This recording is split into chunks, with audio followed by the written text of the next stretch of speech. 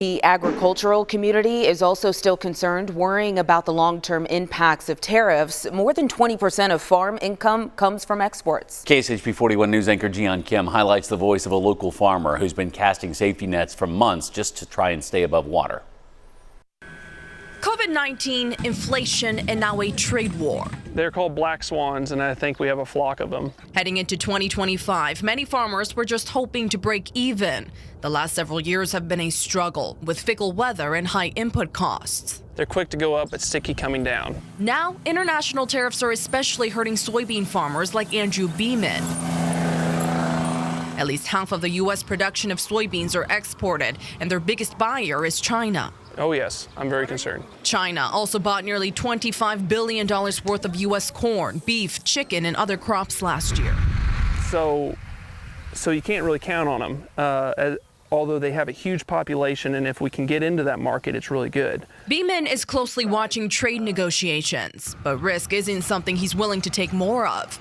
He's been proactively changing his operations to protect his business since the November election.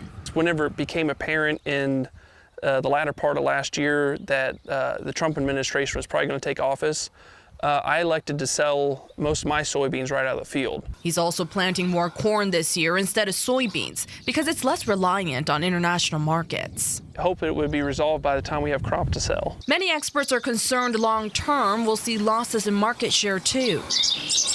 And it's like, well, we don't have alternative markets for those corn, soybean, wheat, all the stuff that we grow. For example, much of that loss is usually taken up by powerhouses like Brazil. It will probably be a while before anybody can look back and say, yeah, the ultimate winner on this was country X. Secretary of Ag Brooke Rollins didn't rule out the possibility of government aid. President Trump allocated tens of billions during his last trade war back in 2019 and 2020. But it's help Andrew doesn't want to take. And no farmers like handouts from the government. We'd much rather just make money on our own. If we wanted to play it safe, we'd get an office job.